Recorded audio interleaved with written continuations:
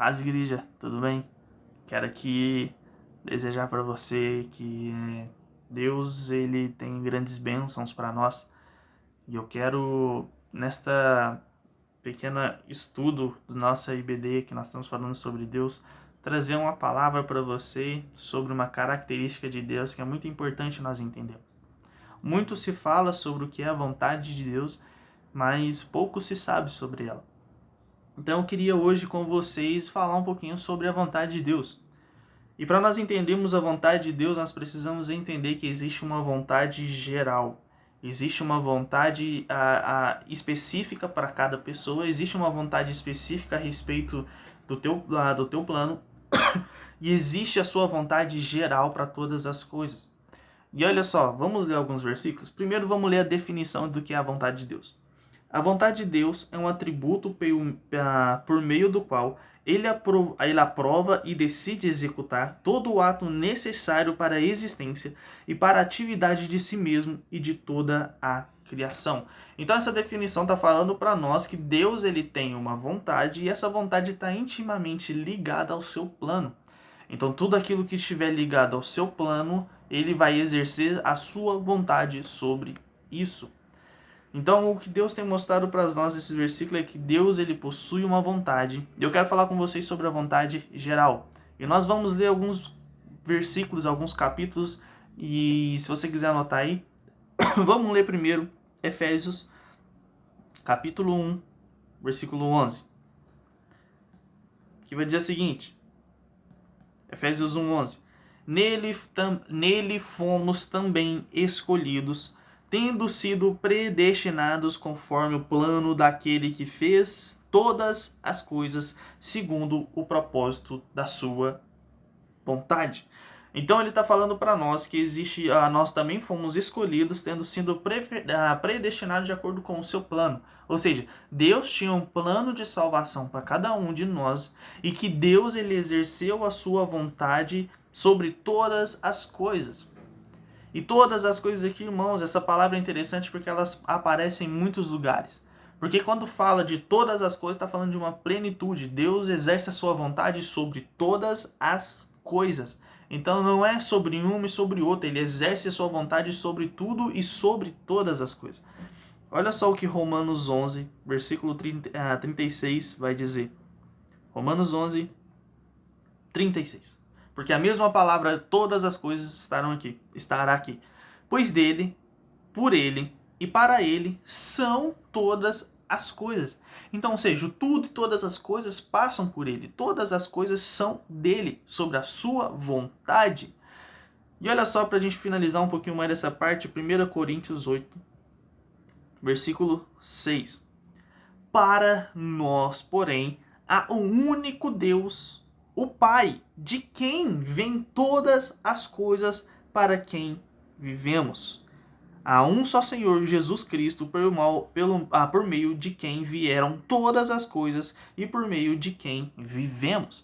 Então o texto está mostrando para nós que a vontade de Deus está sobre todas as coisas. Tudo é por Ele, tudo passa por Ele e tudo é para Ele. Não existe nada no mundo que não tenha sido exercido pela sua vontade. Paulo está falando para nós que toda a criação é para a vontade de Deus. E olha só o que Apocalipse 4:11 vai dizer.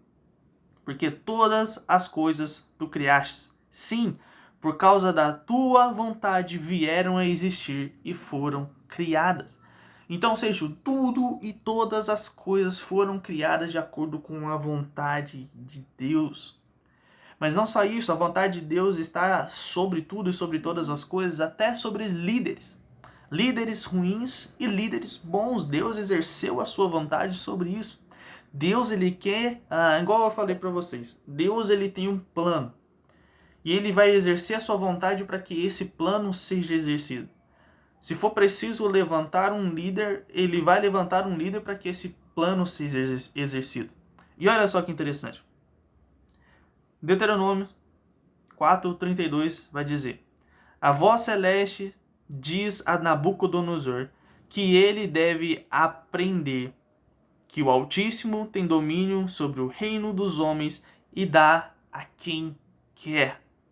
E outra coisa, Paulo também vai dizer em Romanos 13, versículo 1, não há autoridade que não proceda de Deus, e as autoridades que existem foram por ele instituídas.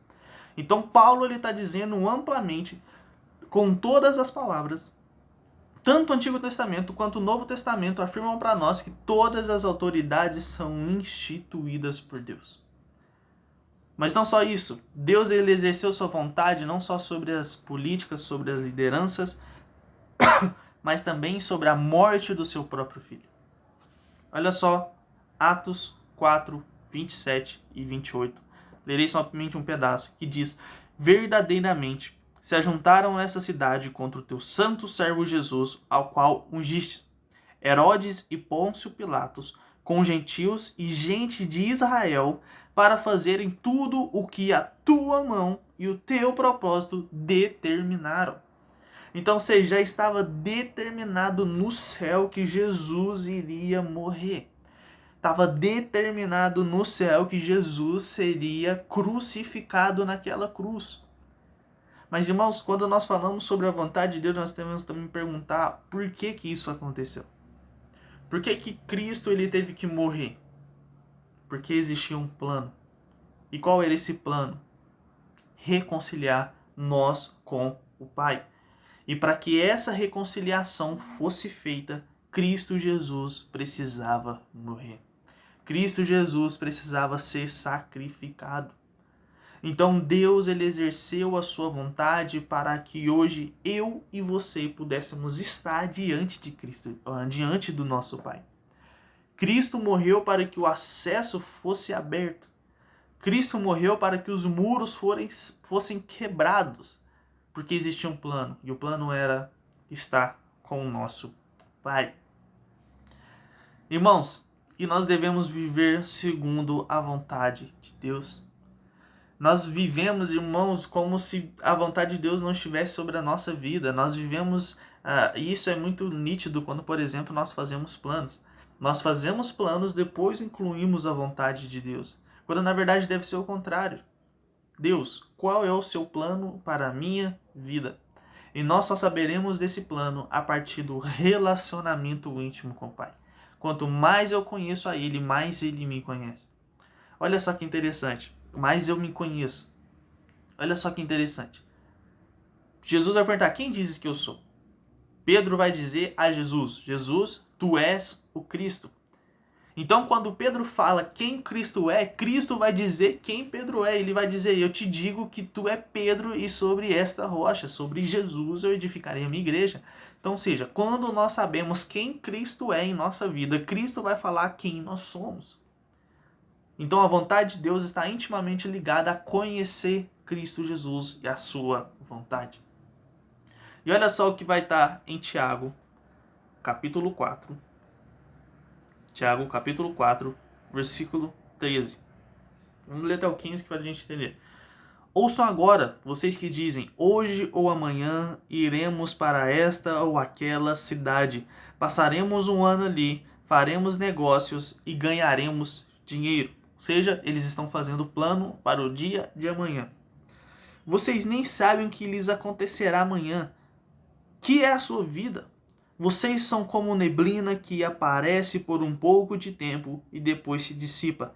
Ao invés disso, deveriam dizer, se o Senhor quiser, viveremos e faremos isto ou aquilo. Então o que Tiago está dizendo? Olha, o amanhã só é possível se a vontade de Deus for sobre a minha vida. Eu só farei algo amanhã ou futuramente se Deus permitir. Então nós falamos assim, Senhor, faça a sua vontade em mim.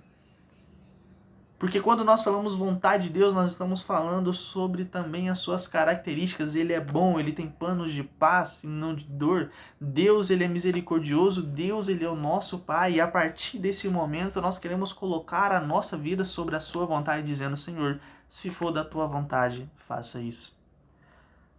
Não é a minha vontade, mas é a vontade do Pai. Todos os dias você possa, a partir desse momento, dizendo, Senhor, qual é a sua vontade para a minha vida hoje? O que o Senhor precisa hoje? Amém? Viva sobre a vontade de Deus. Deus abençoe vocês.